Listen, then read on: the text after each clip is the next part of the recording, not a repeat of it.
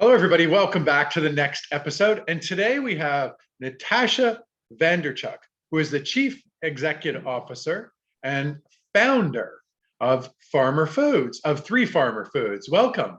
Yes, hello. It's Vandenhurk. Sorry, I should have clarified before we got on. It's a hard one. That's my fault. I always ask before, even if I think I know the name right, I always ask because everyone's name, I swear, reads on paper one way, pronounces another way. Completely, I know. I get it. I get it. Right. We were too busy talking about Saskatchewan. It threw me off track before.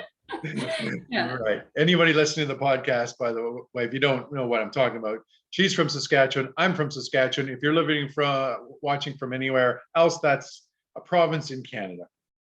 You bet. Yeah. So a little bit about Natasha and the company. She studied economics at the University of Saskatchewan before partnering with three farmers from Southwest Saskatchewan to realize a dream of taking healthy, wholesome foods to the market. Being a CEO of growing natural foods brands has set Natasha on a journey of continuous learning and leadership. Her passion, dedication, and tendency has grown Three Farmers Foods from a young startup to a thriving international brand. Awesome. Well, I'm really excited to learn more about you guys. So tell us a little bit about how you got to where you are today and how did this all come about? Yeah, you bet. Yes, and thanks for having me. I love telling this story. So we are, literally started as three farmers based here in Saskatchewan. So it happens to be my dad and two neighboring farmers. And then it's my sister and I that run the company. So I have an economics background. My sister is a Red Seal chef. So the five of us came together to really give this venture some legs. And it all started with a product called camelina oil, which was a new oil seed that was really being touted as a great crop to grow in Saskatchewan. Our farmers are always looking for cool, new, innovative products to grow here. And so they approached us to run the business side and to figure out how this product might fit into the marketplace. And so it all started back in 2011 with the camelina oil. It's a cold pressed oil, high smoke point. So it had this bundle of really unique characteristics. And we thought it was a great opportunity to break into the marketplace with something brand new and be first to market. We created the brand around this whole farm to fork concept. So taking products from the field to the consumer in the most direct and transparent, traceable way that we could. And we found that really started resonating with consumers. They wanted to know where their food was coming from. They wanted to know how their products were being made. And we could tell that story. So we started just peddling the oil, store to store, packed up our car, drove to Toronto. It's a 24-hour drive. If anybody's done it, it can be pretty grueling. And we started knocking on high-end natural food stores. So, Goodness Me, Pusateri's, just lots of the one-off independents. And that's how we started just building our footprint in this space. And then in 2014, that's when we branched into whole roasted bean snacks, beginning with our chickpeas. And then we launched a green pea line. And then our two most recent innovations are our whole roasted lentils and our roasted fava beans. So great. Amazing. So what was the biggest challenge of your guys' startup? Well, it was a steep learning curve. I have an economics degree. Alicia's a chef, but we know nothing about grocery retail or knew nothing about grocery retail at the beginning. So I think it was trying to figure out all of the different pieces of the puzzle to get the product just to market in the first place. So, putting together the co-packing plan, we don't actually do our own oil crushing. We do our own roasting of our products. But at that time we were using co-packers, understanding the pricing, understanding the players, and the different channels, and just figuring out how to get product from point A to point B in the most efficient, cost-effective way possible. So yeah, that was truly challenging at the beginning, just trying to get traction. This is it's a tough space, lots of competition, lots of marketing required to educate consumers. It takes dollars and financing. So yeah, every piece is hard. I think that's, the intro when it talks about like setting us on fire with a path of sort of continual learning. That is truly the case. It's just every day is different and you're learning something new and you got to love that. So yeah, it's been interesting. Right. So was it hard to get into the first Like, because you guys are in retail right now. Mhm. Was it hard to get into those stores, and did you have to fight for shelf space, and was it just one of those things where you just had to pound the pavement? Yeah, there was a lot of pounding of the pavement. And I think that's where, you know, we didn't call it strategy at the time. We just called it like, you know, going out and seeing who'd buy our product. But our strategy at the time was to focus on the natural food stores where you were speaking to the owner and you could sell them on your product and its attributes, and they in turn would sell their customers on it. So there Right. were no slotting fees, there were no shelf Got fees. it. You could just be different, and if they liked it, they would take it. And so we actually saw a really strong pull to get that initial camelina on shelf, and then certainly with our snacks as well. So that's what kind of kept us going on in the early days. But definitely once we launched our snack foods, that was when big key retailers started to take notice and get interested, certainly with Right. our chickpeas. And then that changes the game, because once you start, you know, producing at that level, now Yeah. you need to think about the inventory and how that ties up cash resources. You need to think about listing fees and paying for shelf space. You need to think about operations and how to get product from point A to point B without fees and fines and getting there on time. So yeah, when you sort of move from that natural space to the key accounts or the conventional space, that's when it just sort of takes the business to the next level. You need to really sort of start professionalizing and planning and financing appropriately. Yeah. Yeah. It's a whole different stage of Mhm. business, right? Yeah, for sure. And each stage has its, you know, like our natural foods retailers are still so near and dear because, you know, they're speaking to that diehard consumer that's actually spreading Right. about our product, Yeah. right? And it's the first place we go when we have innovation because, you know, they're early adopters and you know, they give us the thumbs up or the thumbs down. Is this going to work? So Right. yeah, each channel has its place, that's for sure. So is that a strategic play that you guys do? Go to them Mhm. first, test something, see if it works, and then move from there? Yeah, they're often a very good indicator, right? They move more quickly. You can get to shelf faster. You can get in there and do demos and speak one-on-one with consumers that are very closely aligned with the type of product you're launching. So yeah, those are great relationships and great ways to test new innovation into the marketplace. Have you created anything and put it out and been like, oh, this wasn't working, this wasn't the right choice?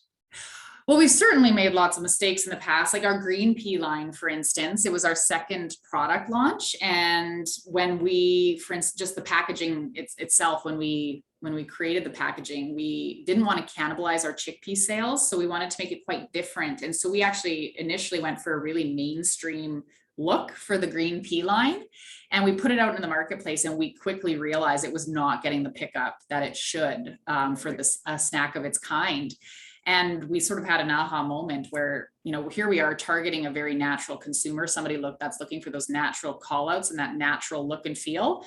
And we've positioned it as a very conventional mainstream snack just by how it's been, you know, the art and the creative around it.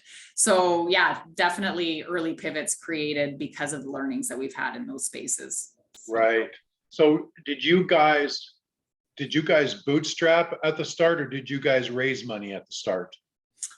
We had a very sort of unconventional start because we had our three farmers that were, there was our three farmers that were the initial financing behind the company. So they Right. certainly, you know, provided that, the dollars to get going.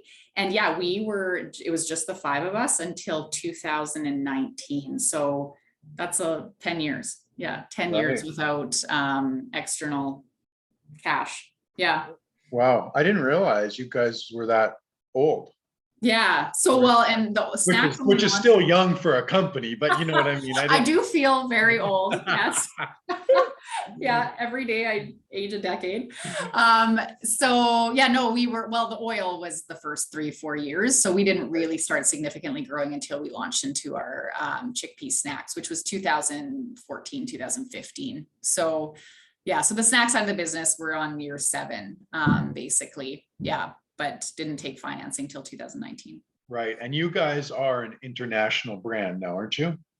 We are. So our focus has really been Canada. So, I mean, the bulk of our business is done here at home in the Canadian marketplace, but we Absolutely ship into, like we've got a good little business in Taiwan and Singapore. We ship into Europe, and then we're starting a larger play into the US market, which started last year. So really the bulk of the business will be Canada and US going forward. Right. Where I love, like, I love chickpea stuff, actually, chickpea snacks and stuff like that.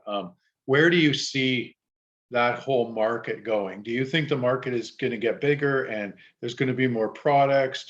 Where do you feel it's going? Yeah, I absolutely. I mean, we're all in on this space, this whole bean snack space. We always say, you know, our big, hairy, audacious goal as a company is to see whole bean snacking grow from niche to mainstream. When we see people, you know, not reaching for that bag of chips, but reaching for that bag of whole bean snacks. And we think it's absolutely possible just based on what we've seen as a company. Every time we launch, like we started with chickpeas, of course, chickpeas went crazy in 2015, 2016. But every time we've launched another pulse or bean line, like our lentils or like our favas, it's incremental growth over and above chickpeas. So we're not actually cannibalizing our chickpea sales. We're growing over and above that, which means we're reaching more consumers and they're coming in and buying more products across all of the product lines. So there's absolutely an untapped demand in the marketplace. And that's the story we tell retailers when we go in and sell them on our brand and look for more shelf space, is that you're you're underdeveloped in this space. There is untapped demand, and we can absolutely bring more dollars into your set by developing this whole bean snack category. Right. Yeah, I love the category. I mean, it's a very competitive market, like you said, obviously, and there's big players, in that market with big, deep pockets. Mhm. How do you compete against players like that? Yeah, it's challenging. I mean, if you think about that goal going from niche to mainstream, I mean, if we think about physically what happens to our placemat store, it means that we're moving out of the natural foods aisle and we're moving into the conventional space, Right. positioned right beside chips. So, Right. that can't happen tomorrow because we can't afford it. We don't do the turns of it as a chip. So, it's not as lucrative for the buyers in those sets. So we manage that now by playing in the natural food space, those selective 1, 2, 3 aisles in the store, Got it. that are the organic and natural. And retailers have made it possible to do that by, making it a little bit more cost effective to play there, grouping us together. So, they're comparing like for like when it comes to velocities and dollar sales. But we're starting to see ourselves creep out. And I think this again goes to your last question about, do we think that whole bean snacking, can grow and develop over time? Absolutely. One of our key retailers here in Canada, Walmart, we're going into their checkout right now with our single serve, right up against, the Pepsi Really? lines and Wow. Yeah. right. So that's huge. That's a huge development forward in getting healthier snacks into people's hands. So so I think over time we'll see ourselves creep out of that natural foods aisle into the conventional space so that we can get more eyeballs on from consumers and drive more trial. How do you deal with, like, when somebody's selling a bag of chips at 99 cents, right? And it's not possible to sell your guys' product or even a lot of products that are healthier in that industry for 99 cents. So how do you deal with that when you're trying to shift somebody from the 99-cent chip bag to the, a little more expensive product, but a way healthier product? Yeah. Well, I think our value proposition is so different that we actually we don't come up against that challenge too often. When Right. we look at like natural foods ourselves up against maybe some of the other natural snacks out there, like a kale chip or like a coconut chip, we're extremely cost effective. Right. And Okay. so as we transition into the conventional and we do start getting compared up against, chips, I actually think that gap is going to close over time. I mean, beans are extremely cost effective to purchase. The processing is quite expensive, but we're working on an expansion right now to continually get more efficient so that we can always be affordable for consumers. So I think over time we might see that price gap actually close between our type of snacks and the chip industry. I mean, that's one of the hopes, but also consumers are getting more savvy. At the end of the day, you can pound that 99-cent bag of chips, but you're still going to be hungry, craving more salt, and probably eating more over the long run. Or Sure. you can purchase a nutrient-dense snack that's high in protein, high in fiber, and Yeah. You eat the whole bag and actually feel satisfied for the next few hours. So there's just more value there. It's not always just about the price point, and consumers, definitely today's consumer is just so much more savvy and understands that. Yeah, I love that. And I like the fact that, you guys are working to try and get that price point comparative, because I think if we're trying to shift people into more of the plant-based in whole in general, it's trying to get everything more comparative, because if somebody's looking at a Beyond the Meat and they're going to pay $9 for that burger and the other one here is $4, Yeah. it's hard to, it's hard to shift somebody out of that says, I actually would like to try that, but I don't want to spend the extra $4 right now because Yeah. I mean, at the end of the day, if the value is really there, you're probably always going to pay a little bit more. But if you're communicating that value properly, the consumer's understanding that and willing to do that. But the price gap can't be that significant, right? It has to be reasonable. And we're definitely understand that. That's great. Yeah, I agree. If it can get kind of reasonable, then it's good. Then we're right in the pocket, Yeah. Recently, just because of inflation and stuff, I looked at some of the plant-based products in the grocery store and I'm like, holy, like this gone up way too much for Well, that's because too, those plant-based, it's interesting too, like the plant-based and alternative meat substitutes. And that's, again, consumer education is so important, because just because it says it's plant-based certainly doesn't mean it's healthier, right? Yeah, 100%. And often if you read the ingredient list on a Beyond Meat burger, I mean, my goodness, no wonder it costs that much. It's because look how it's being processed, right? Totally. It's like very over processed. So, and again, I think consumers are waking up to that. Just because it's plant-based certainly doesn't mean it's healthier. You really do need to do your research and look at that ingredient panel and understand what you're putting into your basket and ultimately your family's mouths, right? So yeah, I agree. I think that's a whole nother market that's coming on in the plant-based area, is people understanding that, because it's just like the other area. Like I look at, me being vegan, like when I go out and have a Beyond the Meat burger or something, that Cactus Club or somewhere, like that's my treat night. Like that's my treat night. Like I'm still eating plant-based, but it's not like I'm eating that every day, right? I know what stuff I'm eating clean that keeps me healthy, right? So it's like my treat, exactly. And just understanding that is important. People got to understand that, right? So absolutely. That's amazing. So where do you guys see yourself in the next 10 years? Well, I mean, certainly a lot larger. Like we would love to be global. Like we're very focused on North America right now, doing in the US what we've done in Canada. We all are the whole bean leader here in Canada. So our goal is to replicate that in the US and to get more consumers eating products like ours. We've always said, like, if our goal is to move from niche to mainstream, our vision at the end of this is to just create healthy foods that everybody has access to, right? And building that healthier world through our food supply chain.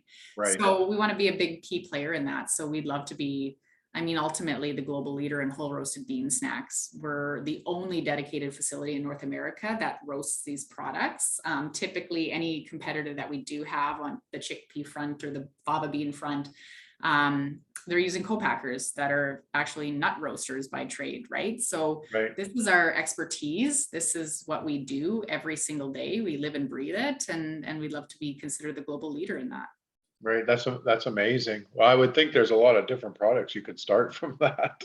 Oh yeah. Well, and Saskatchewan, for those that don't know, is the world leader for producing lentils and green peas. We're top 5 for chickpeas. Fava beans close on its heels with all the development and the acres that are now going towards growing fava beans. So a lot of people don't know how many beans and pulses we grow here. So it makes a lot of sense that the value add and that roasting is happening here at home, close to the source. So yeah, it's just environmentally friendly, sustainable. It makes sense. That's amazing. Why do you think, of course, me being from Saskatchewan too, and, that many, crops and being in that space of lentils and chickpeas and all that, why do you think it's taken so long for Saskatchewan farmers to start coming out and doing stuff like you guys have done when it all comes from right there? Yeah, it's such a good question. Because it's a totally different mindset than farming, right? I mean, farming, you're out there, you're battling the elements, you're a jack of all trades, you're growing your product, you're growing your product, you're marketing your product, but ultimately it is a commodity, right? You don't have one specific customer that you need to go out and sell to and understand and build a pipeline towards. Whereas what we've done is it's very sales focused, it's very consumer focused, it's a mind shift. The whole financing piece, like the model that we've built here in terms of how we finance our business, the partners we need to take on to do that, the competitors that we have out there, that is very different than farming, right? Yeah, totally. And it's so hard to explain that if somebody doesn't know a farmer or has never worked on a farm or been a part of that, it's very hard to explain the difference in business models, but it's very different. And I think that's one of the that's the reason why we don't see a lot more consumer packaged goods companies coming out of Saskatchewan, even though so much of the raw material is grown and made right here. Just interesting. Different business model and mindset. So do you think there's a lot of opportunity in Saskatchewan for farmers, somebody that has that, to come out with different types of products in chickpeas and lentils and stuff that actually could make a good business for them? I think so. There's definitely a lot of opportunity behind pulses and beans, as we've seen. They're sustainable. They're a great alternative source for some of these other products, making them healthier, meat substitutes, that sort of thing. That's all bean protein powder and isolates that are used in that creation. So the materials here, I think we need just more infrastructure in Saskatchewan and more front end sales minded individuals to help build that forward, rather than producer, right? Producer versus the front engine, the sales. We need more of that here, I think, in Saskatchewan to really propel this forward. It's a complicated issue. There's often we have a food support group that gets together and of manufacturers that do food manufacturing in Saskatchewan. We talk about it all the time. How do we spur this forward? Saskatchewan is a great place for more food manufacturing to take root and thrive, but it's hard. We're at the beginning, right? You gotta get the flywheel started. Yeah. Right. So do you guys feel that you guys have set you guys were the forefront, kind of set the trend for this movement now? I think we're certainly one of the first to come out of Saskatchewan. I can't really think of another food brand that has the same sort of distribution and doors that we've been able to open on the front end of things. That's built a brand and a story behind it. So I think we're definitely in front of that, but there's so many that are coming up behind that we have the opportunity to speak with and hopefully give a hand and a leg up as we grow and help them out with space or manufacturing or whatever they might need, so that we can continue to build more of a CPG brand culture here in Saskatchewan. Right. That's amazing. So you guys, how big are you with a team now?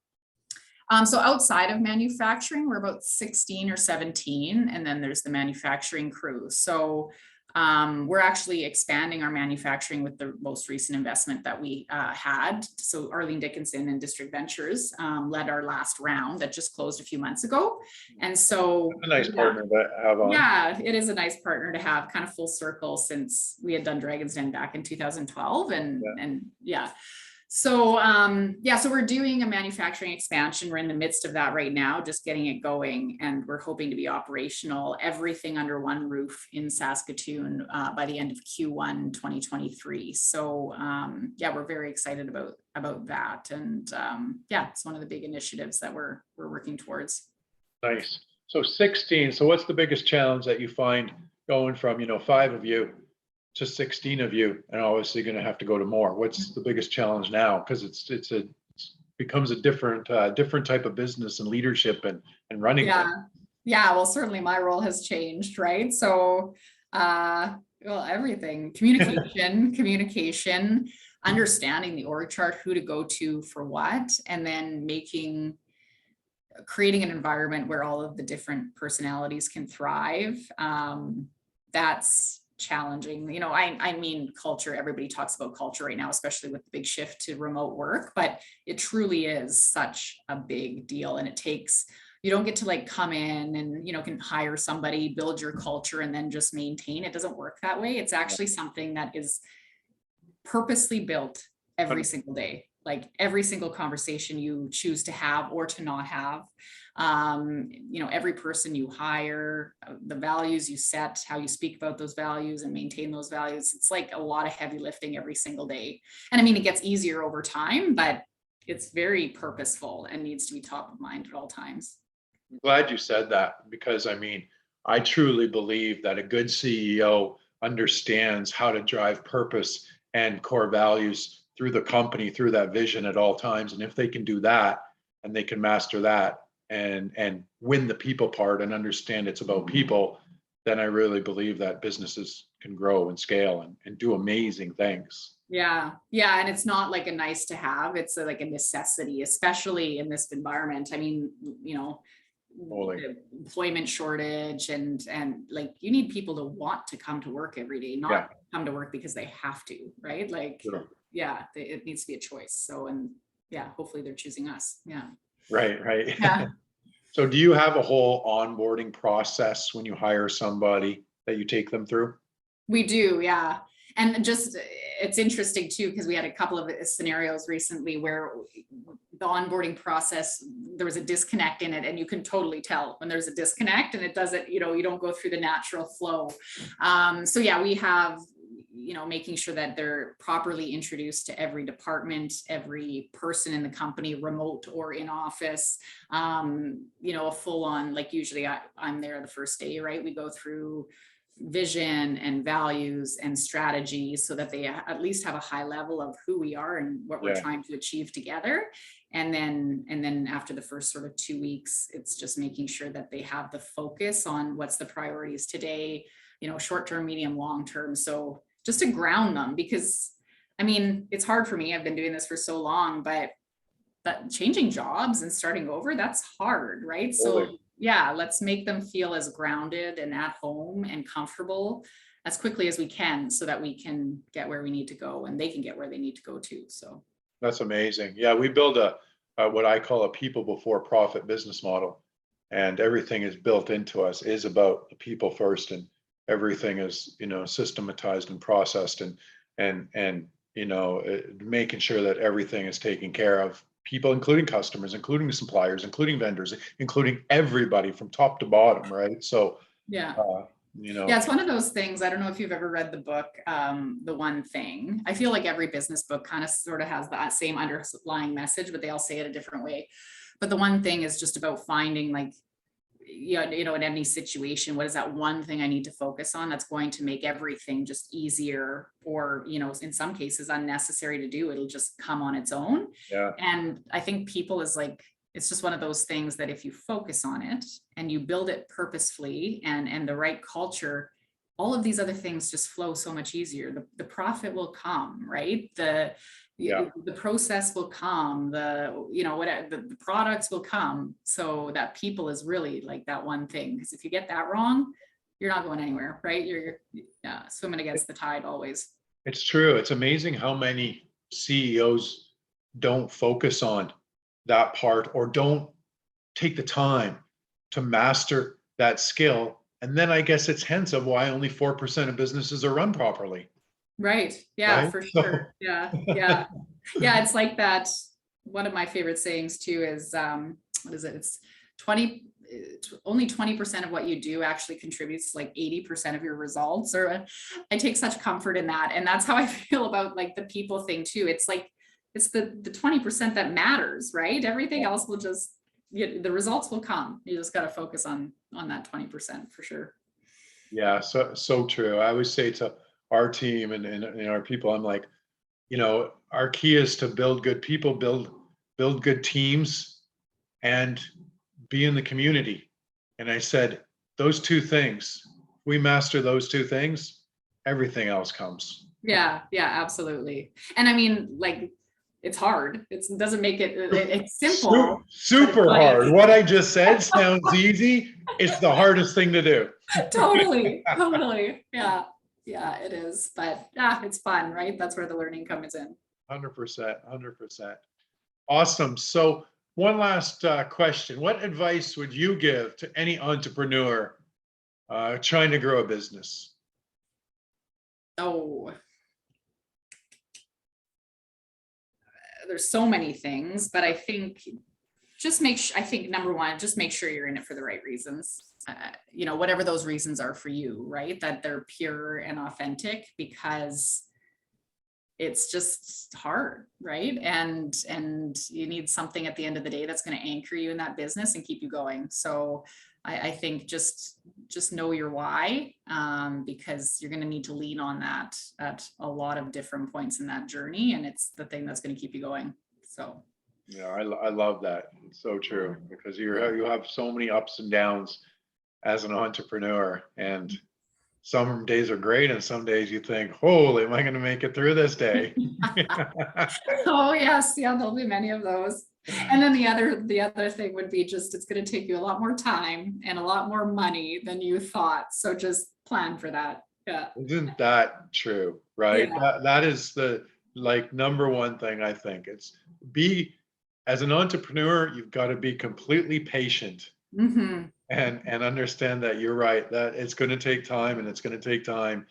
And there's a lot of components that have to come together to make it all finally start to work. I just say it's like a puzzle. You're trying Yes. to put it all pieced together to sync together as one, Yeah. right? Yeah. Yeah. And the challenging thing about it is, like, you're trying to create this full puzzle, but you don't even know if you have all the pieces when you start, right? You're like, I actually don't know if Good. all the pieces are here. Yeah. Yeah, you're right on that. That's so true, right? You're like, oh, that piece didn't work. Let's put another piece in there. Yeah. It's so interesting. One last question. If you could go back and do it all again, would you do anything different? Hmm. Yeah. I mean, like, there's ultimately, like, the who I'm doing I'm very happy with. So nothing to change there, but certainly different strategies. But like, to go back and do it, like, if I were to do it different, I would have been a whole different person at the beginning of this, right? I've never done this before, right? So, some people, like, would you have raised money, earlier so that you could go faster? Well, sure, I could have raised money earlier, but I wouldn't have known what to do with it because I didn't know what I was doing. So I don't think I could have done anything significantly different. If I were to do this again in the future, there's lots of things I would do different. I would know what I was doing. I'd have a more concrete business plan. I'd have my why figured out at the beginning. I know the end goal that I was pushing towards, and then maybe I could finance properly from the get-go. But yeah, if I were to rewind, I don't think I could change anything. I just didn't know any better. Yeah. Sure. But it's good. Like those couple things you just said were just, your strategic things that we all learn as we Mhm. do more business. Oh, I should have set up strategy better. I should have set up goal here. I should have worked it backwards. I didn't know any of my obstacles, right? Like I was just like, oh, strategy, but we didn't even figure out the obstacles. Right. So then Exactly. we don't even have strategy if we don't know the obstacles. So, so you start to learn that Yeah. stuff as you go, right? Yeah. It is truly actually amazing how much you learn as you go. Yeah. It's It's definitely true. a It's true. benefit. I always say this. If you have a good product or a good service or even decent, then it's just how good of CEO you learn to become, how good you become at learning how to operate that business, period. That's just it. Absolutely. Yeah. Yeah. I agree. Awesome. So where can they find your guys' stuff and find you guys' websites, social medias, anything like that? Yeah, so definitely, I mean, we do sell product off our website. You can find us on Amazon. I highly recommend, like, our fava beans are our newest launch. They are amazing. We I just need to launched. try them. I'll try them. Yes, We'll they're try so them. good. They're so good. And so, yeah, we have a zesty cheddar, a dill pickle, a jalapeno lime.